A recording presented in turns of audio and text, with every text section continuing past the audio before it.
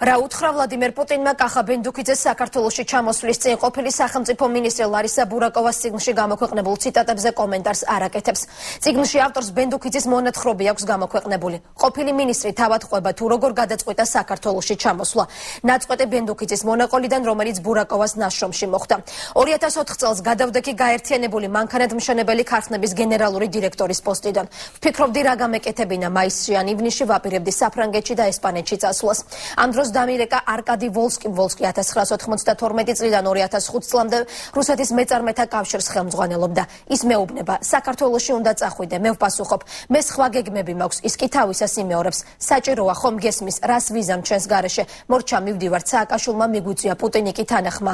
ყველაფერი მომზადებულია, ჩარტერი შეკვეთილი გვაქვს, გთხოვ, თორემ უხერხულია. შეგახსენებთ, რომ ბურაკოვას წიგნის სახელწოდებით რატომ გამოუვიდა საქართველოს მოსკოვში უკვე გაყიდვაშია. სააგენტო კომერსანტმა წიგნში ნათქვამი ფრაზების გადამოწმება თავად კახა ბენდუქიძესთან სცადა, თუმცა სააგენტო წერს, რომ ყოფილმა სახელმწიფო მინისტრმა თემის გაგების შემდეგ ტელეფონი გათიშა.